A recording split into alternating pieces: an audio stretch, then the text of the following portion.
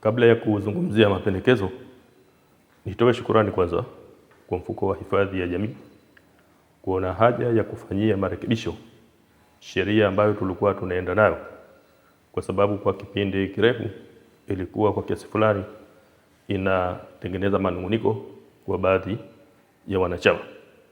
Lakini sasa kupitia rasimu hii, kwa ilivyo wenyewe ni kuonesha ile nia ya dhati kabisa ambayo serikali yetu kupitia mfuko inaenda kuondosha yale manunguniko ya wanachama kwa kupanua wigo wa wanachama.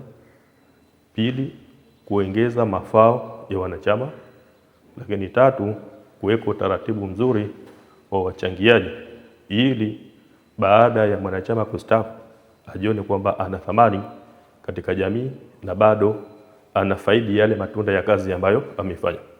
Pamoja na uzuri wa rasimu ile, lakini bado kuna maoni, kuna maeneo ambayo sisi kama wanachama, lakini pia ni wadau kwa upande mwingine, tungeomba ni vizuri yatizamwe tena.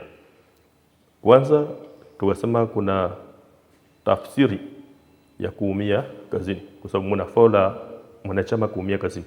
Sasa kwenye ile sheria haikutafsiri maana ni vipi na wapi na akifanya nini mwanachama atajulikana kwamba ameumia kazini. Hili litamsaidia kwanza kupata haki yake, lakini pili itaondosha manunguniko baada ya kuwekwa hiyo tafsiri. Lakini kuna eneo pia tulizungumzia utaratibu wa rufaa, kwamba ikiwa mwanachama mchangiaji mwajiri kwamba hakuridhika na maamuzi ya mkurugenzi mkuu wa mfuko, basi atakata rufaa kwa bodi. Lakini bodi pia nayo kama hajaridhika maamuzi ya bodi, basi ataenda kwa waziri. Sasa tuliona nalo ni eneo ambalo linapaswa kutizamwa tena upya, kwa sababu inaweza ikapelekea ucheleweshaji wa haki, kwa sababu waziri tunajua ni mtu ambaye atakuwa na majukumu mengi na atakuwa na shughuli nyingi. Sasa kumwongezea mafaili ya malalamiko kutoka kwa wanachama mfuko ambao kimaumbile ni wengi, halafu sasa apite na atolee maamuzi, inaweza kupelekea ucheleweshaji wa haki. Lakini jambo la pili, inaweza kutengeneza ule ugumu wa huyu mwanachama yenyewe wakati mwingine kufikia huyo waziri.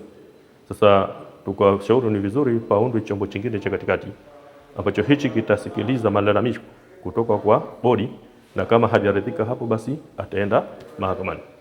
Lakini pia tukashauri kwamba kuna haja ya kuongeza baadhi ya mafao. Kwa mfano fao la ndoa inaweza pia kusaidia wanachama katika kupata faraja pale ambapo wanaamua kuingia kwenye ndoa.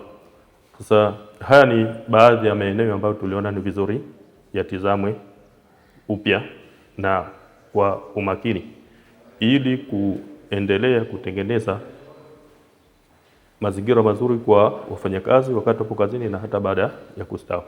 Asante.